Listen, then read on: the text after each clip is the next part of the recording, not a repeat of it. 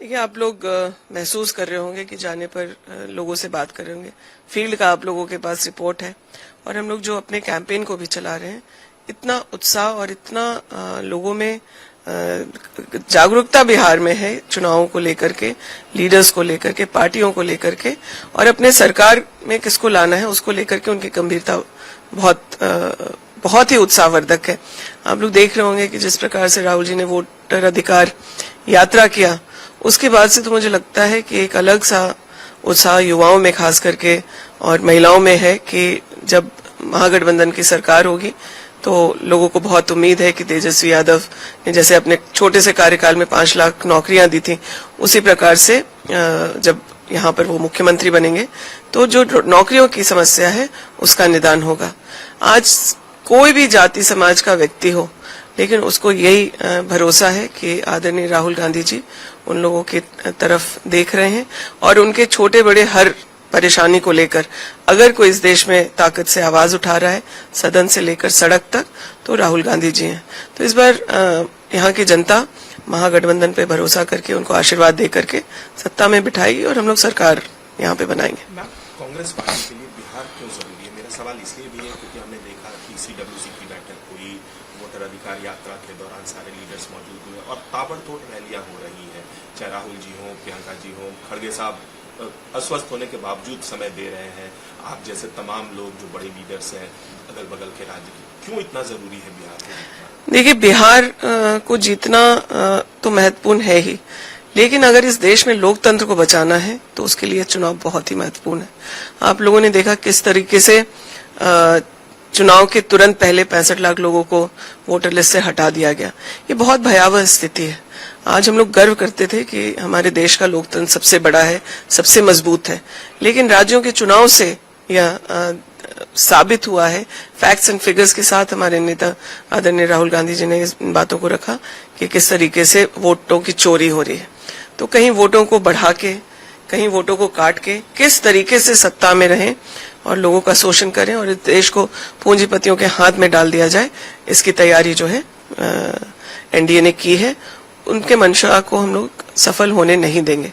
आप इसी जिले की सिर्फ बात कर लीजिए ना, 1 रुपए में अडानी को 1000 एकड़ से ज्यादा जमीन दे दिया गया।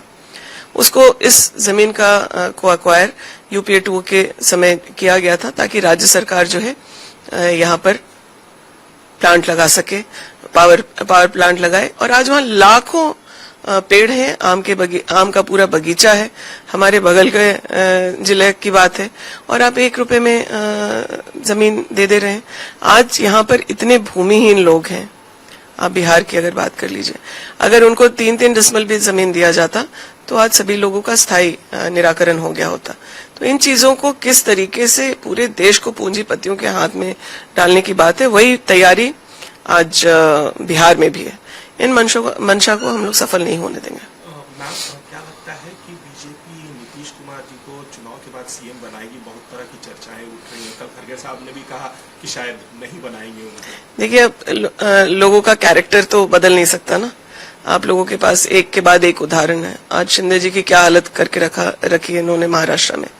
तो लोगों को प्रलोभन देना, किस तरीके से अपने पेरेंट बॉडी से अलग करना, अपनी पार्टी से अलग करना, उसको सरकार में हिस्सेदारी देना और फिर उसको लात मार के बाहर कर देना, ये भाजपा का कैरेक्टर है।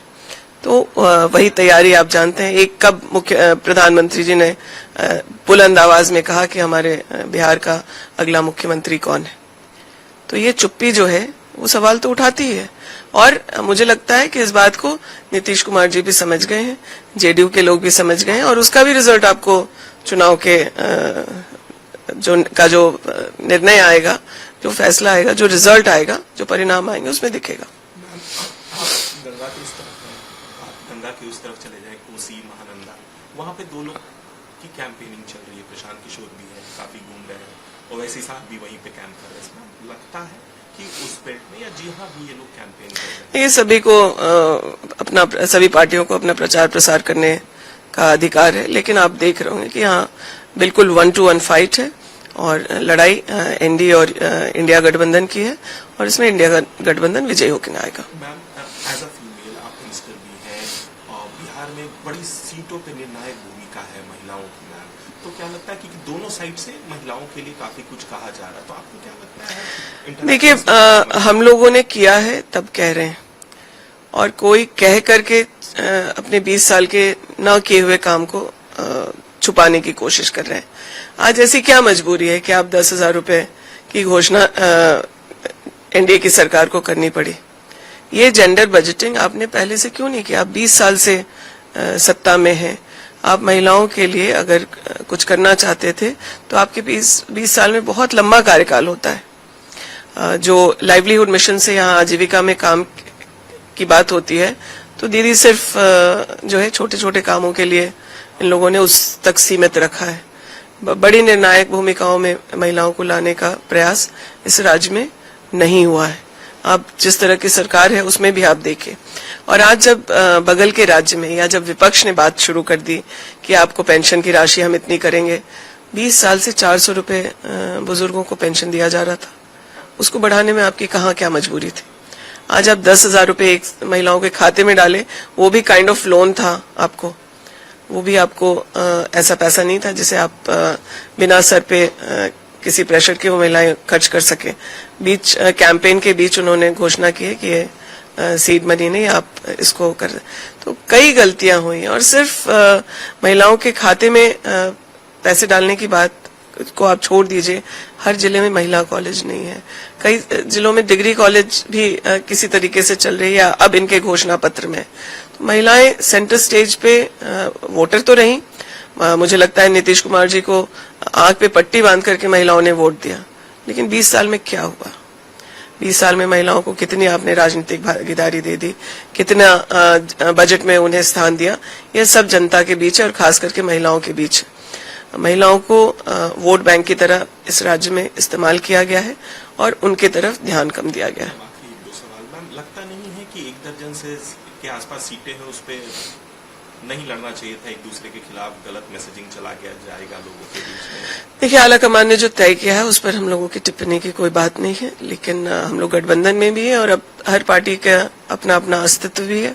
तो जो पार्टी ने निर्णय किया है, आलाकमान ने निर्णय किया है, उसके अकॉर्डिंग हम लोग काम कर रहे हैं और मुझे लगता नहीं है कि इसका बहुत प्रभाव पड़ने वाला है। एक सवाल क्योंकि आप हैं यहाँ, मैम घाटशिला में भी बाईपोल्स हो रहा है, मैम क्या लगता है, बीजेपी दावा कर रही है कि घाटशिला में इस बार बहुत चौंकाने वाले नतीजे आएंगे? आपका तो संबंध है अभिषेक जी झारखंड से। झारखंड में भी क्या क्लेम कर रहे थे भाजपा, वो आप पहले से भी जानते हैं। झारखंड में तो क्लियर कट महागठबंधन का माहौल है और ये सीट बाय इलेक्शन में इसलिए गया क्योंकि हम लोगों ने अपने बहुत ही सम्मानित नेता रामदास सोरेन जी को खोया है।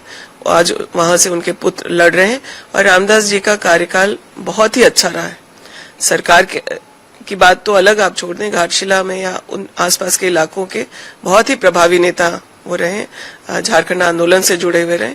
ये सीट हम जितने वोटों से उन्होंने जीतने का काम किया था उससे ज्यादा वोट से जीत रहे हैं। मैम क्या नंबर्स पे फिनिश करेंगे बिहार में?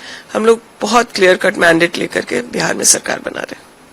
अगर आप ये वीडियो YouTube पर देख रहे हैं तो हमारे चैनल को सब्सक्राइब कर बेल आइकन दबाएं और Facebook पर देख रहे हैं तो हमारे पेज को लाइक करें।